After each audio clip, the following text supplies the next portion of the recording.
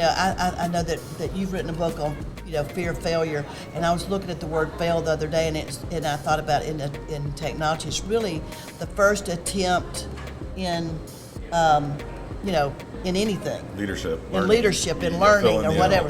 It's the first attempt. So I think to acknowledge that it is not a failure, it's the first try. Mm-hmm. Right.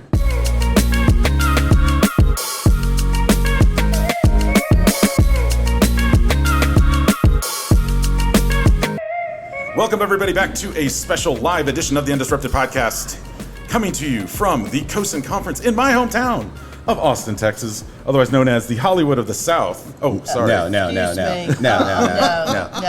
You guys just keep it weird here. We do keep it weird. We do keep it weird. Adam, opening debate, and we're going to bring our guest in who is with us live and in person. I always love doing these live. Our opening debate is AI is all the rage in education. Yeah. But let's look with a different lens through it. If you could do whatever you wanted with AI in terms of education, how could you imagine it being leveraged for good? That is a really good question, Carl. Because here's the thing, technology is never good or bad. It's, all the implementations of it. But when I look at how AI could be used in education, I'm a big proponent of providing students what they need when they need it. But if we were using AI the way we could provide students what they need before they need it. Really understanding by all these data points, because we have so much data on all of our students. We can project and do so much with it, and we can provide our students what they need before they need it. Even our staff members providing what they need before they need it. I really think that's where the potential to really change the game is with AI. Making me think of that Tom Cruise movie, Minority Report. Yeah. With pre-crime, but in this case it would be pre-learning, right? And minorities. Oh, okay. See, clever. We planned that. No, we didn't. Yes. We have our one audience member. That's good. Susan's here is our one audience member. We're going to bring in Donna, though, because Donna Williamson, she is the former CTO extraordinaire. She has been kind of a little bit all over the map over the last several years. Senior advisor to ClassLink. What else are you working on? I'm project director for the CoSN Early Career K-12 CTO Academy. I'm very lucky in that the current CTO, who is the one person in our audience, still lets me and hires me back because she enjoys so much getting to say that she's my boss instead of me being her boss, and lets me work on some really cool, innovative things in technology as special projects for her district with her. So it's just all over the place, like you said. And we had to have you on because I think we had a writ of, I forget how many months we could go between you and Cheryl after. I think there's like some sort of contract where the two of you have to be within sort of range of each other. Oh, yes, and our rooms are side by side here so that we can stay up all night and brainstorm, I mean, these are between you and Cheryl, you are the matriarchs of EdTech. Like anyone who's done anything in EdTech within the past 20, 30 years know who you are. Well, first of all, it's very kind that you limited it to 30, because we can go back further than that. Cheryl and I became great friends. We were both senior advisors for Dell way back, and we met, and we realized how much we had in common. And after about 30 minutes, and Carl, don't you open your mouth, they said, you two can't sit together anymore. Then we both served on the CoSN board together, and again, they said, you two can't sit together anymore. So we've had a good time, and we enjoy brainstorming. I think my husband told me last night, he said, I do believe that CoSN is going to have to roll you and Cheryl out of there on wheelchairs to get you to go home. So it'll take a crane, it'll take a bus, it'll take a bulldozer. We'll get you guys. It's going to take somebody bigger than you. Yeah. Oh wow. Threat. Go back to the AI question though. I wonder what your viewpoint is of that. So Adam and I opened the show talking about what AI could potentially do for education. Curious your thoughts on that. I'm so glad you asked me that because I've been actually giving this some thought. So first of all, you need to know, if you don't know, that I actually started in EdTech when computers were first arriving in schools. Okay? What did they look like? The ones that I was showing the students were actually cardboard boxes, and we said the computers are coming. Oh. And so I've gotten to live through every innovation. So I remember the fear of when the computers were coming. And then it was the fear of the internet. And then it was the fear of Google. Oh, I can remember everybody going, oh my God, kids are going to cheat, they're not going to learn, we're going to sabotage all education because we have Google. And so I think that with each innovation, we've got to look, much like you said, is that technology is never bad. What it is the misuse of technology is bad. But what I'm excited about is, one, I see, and I've experimented with, some things like Chat GPT, and I even wanted to see if I thought there was any validity in what people were saying. So I actually wrote an article. I spent 2 or 3 weeks, working on the research of the article, and had it finished, and then put in the topic. And it was amazing.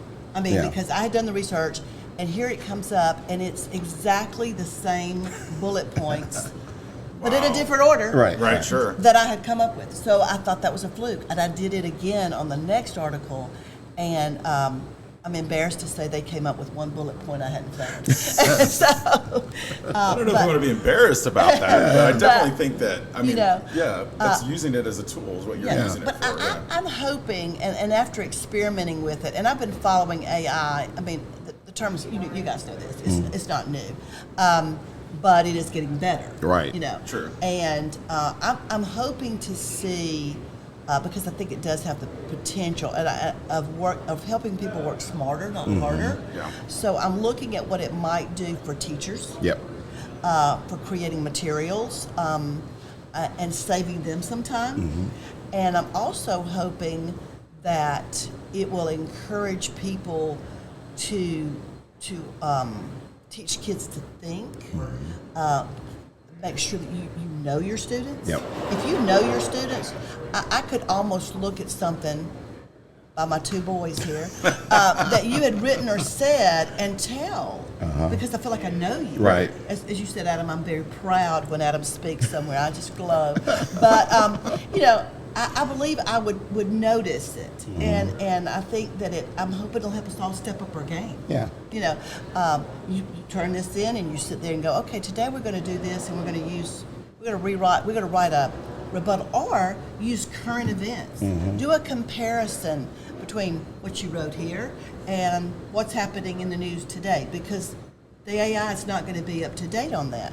So I'm hoping that it will lead to more engaging and more rigorous instruction, but at the same time, because if we free people up by using it to help teachers to save time, then it gives you the energy and the time to elevate what you're doing. So I'm excited. It's about working smarter, not harder. Now let me ask you this. One thing that I've been talking about, and Carl, we've talked about this as well. Right now, coming out of the pandemic, there's been a lot of people who have decided to do something different. Whether it's leaving the teaching profession, whether it's leaving EdTech, and so we're having this new crop of leaders that are coming in, and they need support. They need to learn how to do their job, how to support students. So when I look at the work you're doing with CoSN, it aligns to that. So what have you been able to do, or how have you been able to really support these new leaders coming into the CTO role with the work in CoSN? I think, well, first of all, in the Early Career Academy, what we do is we have panelists who are, we are so lucky to have some of the most outstanding people. You two will be tapped. Don't think you're exempt. I'll let you kind of get used to your new That's why we had you on the podcast, Donna. You're just calling us out. I've already asked Carl for a favor, but so we have unbelievable, and I call them thought partners, because a lot of people that are in the CTO role now are not early in education, or they're not early in technology, but they are early to the role. And we also do aspiring people, so they don't really need a mentor from the standpoint of, oh, this is how you do this, but what they do need is a thought partner. That you can bounce ideas, this is happening, how should I handle this? So we have that ability to match people up based on what their interests are, what they feel like they need. And then we do these modules twice a month where we bring in all these content experts, and we bring in a panelist so that they get different, diverse opinions. Those are helping. They tell me that they really like breakout groups because they like to talk to each other. So I think one of the things we can do is bring them together in small groups. The other thing that I'm seeing is that we can support people. Like, in other words, if you meet up with someone who's early to the role, it feels very isolated. Right. I mean, fortunately, we got to get to know each other pretty early on in the career, but if you don't get to know other people, because within the district, you are so isolated. Oh, yeah. Nobody really understands what you're doing. Because you're the only one. You're the only one. And in some districts, you don't even have a very big team. So I think back to what our one audience member out there, Susan, says, is Susan and I worked together for 10 years. And I was my team, we were like family, right? And yet when she got the CTO role, she looked at me and she said, "How did I not know that you did that?" I thought I knew everything that you did. And I said, "You knew all the things that I did that pertained to what you do." So the role is very isolating. So I think that we need to be aware that when we're at a conference or we're at a meeting and you see somebody you've never seen before, go up and say, my name is Adam File. What's your name? Where are you from? And I think to bring them in, and when you're standing there to say, "Hey, I want you to meet my friend Carl Hooker." Right. He was in Texas. We need to be people connectors. Because it is an isolating feel, and I think the stress of the pandemic is one reason why people have left. I think the isolation, big part of that, and the working smarter, and trying to figure out ways to. I was working on an article the other day about work-life balance, and my oldest daughter. I have to say she's a kick-butt attorney, but anyway, shout out for my two girls. Anyway, I was telling the girls that I was writing an article on work-life balance, and they literally looked at me and said, "Mom, do you think you're the right person to write that?" And I would have really heard them. I would have really but they're grown women, and I said, "Yes, I am," because I know the things I did wrong.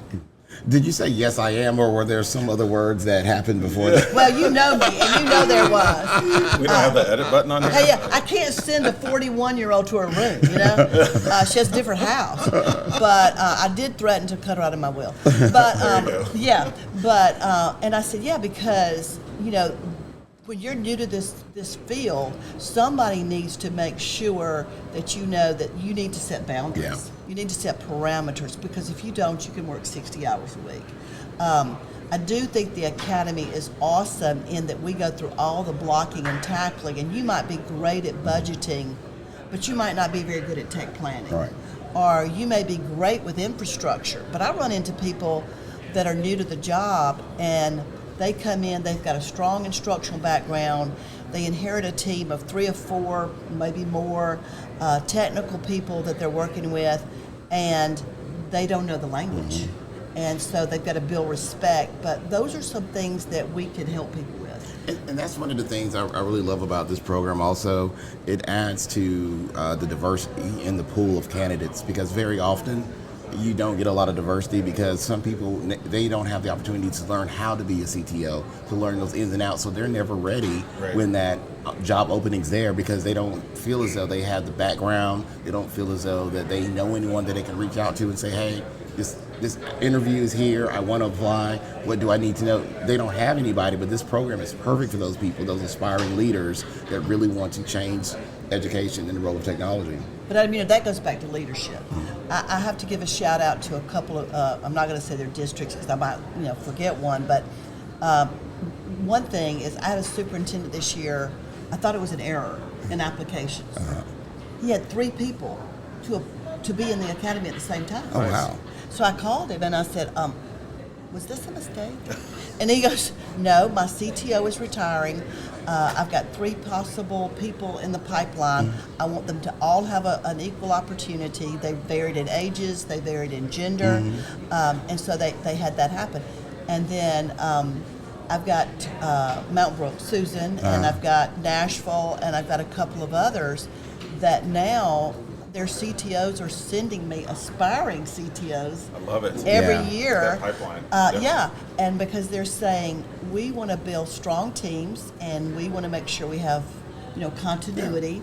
So I think that's what we've got to do, because if you look at the number of people that are leaving, and you were talking about diversity, Adam, and I don't mean to sound ignorant, but so I didn't realize how much richer the academy would be with a more diverse group. So the first year, I just didn't think about that. And the second year, and then the third year, we looked at the numbers and we said, we're going to be intentional about this. So we started offering scholarships, 4 or 5 scholarships. And so the third and fourth year, we did have a really diverse group. And I mean diversity, like I said, of gender, of color, of everything. It was and has been the most rich conversations. Because again, you think about how you learn. If you're, let's just say you're a white female and you're in a district where maybe your team is not as reflective of your student population, and now you're in this cohort with maybe a woman of color, and they start talking about their issues. Now you're learning because you're going, that's my girls in my district. And so it has, I think people may very well underestimate the value of bringing in diverse ideas. Diverse people and diverse ideas. I think I want to reflect back on something else you said earlier, because you mentioned not the word mentor, but thought partner. I'm pretty adamant about that, I think too. that subtle, not so subtle change of wording is important, because when you have mentor, then immediately there's a mentee, and there's a level set versus partner, which is level playing field. I'm going to ask you to be my thought partner on this next question. Change is a constant in our field. And one of the struggles and one of the stresses that tech leaders deal with a lot is the constant change. I've always looked up to you and admired the way that you handle change so just eloquently. You're just able to take it steady hand. Now, I don't know what's going on behind closed doors. Maybe your daughters could point out some of that. But I would love to know. He's really talking about the change in my way to come. No. I really want to know more about what is your thought or strategy, or what kind of advice would you have for folks out there that are like, okay, the next thing's coming, right? Now it's AI, now it's whatever, right? How do you manage taking all these new things and then kind of assessing them quickly and leveling them out? Well, I do think it's part personality. I love and I've been intrigued by change. But we actually do an entire panel on that in the academy. And but for me personally, I've found that once you get past that concern about, do I have the imposter, syndrome? Do people think I know more than I know? Once you get past that, is communication. Number one is to. I'm a big believer in planning. To me, planning builds confidence. And when I say planning, we all plan differently.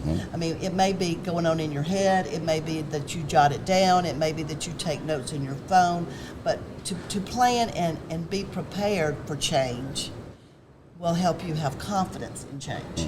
So I'm a big proponent of bringing in a lot of input. Tell me what you think's wrong with this, what do you think, where do we need to go, so that you get a lot of perspectives there. And then to lay out a roadmap and to give realistic expectations, have the documentation so that you're not worried you're going to drop the ball, right? And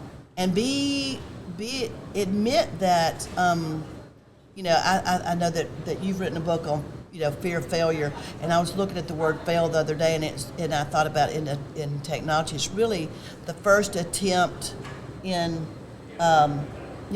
in anything. Leadership. In leadership, in learning, or whatever. Yeah. It's the first attempt. So I think to acknowledge that it is not a failure, it's the first try. Right. And so I don't have a fear of failure. And then, I think when you look at change, it's just like I said, being, planning, road mapping, communicating all along, setting expectations, if I'm expecting you to communicate with all of the principals, Right. then I need to talk to you about what does that look like? Yeah, manage those expectations. Manage the Communicate expectations. those expectations. That's such an important point, because that's where a lot of conflict happens.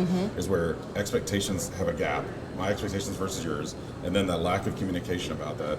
That's where we start having conflict in our organization. Well, and people overpromise and undeliver Oh, yeah. instead of The other way around. The other way Yeah, around. yeah. Which, people, they feel that there's the pressure, and I have found that so many people feel that pressure of saying, "Oh yeah, can you do this by tomorrow?" "Oh yes, I can," and and you're like, "You're not doing yourself any favors here." You can say, "I've got this that you've asked me to get done, this that you've asked me to get. Which one is your priority?"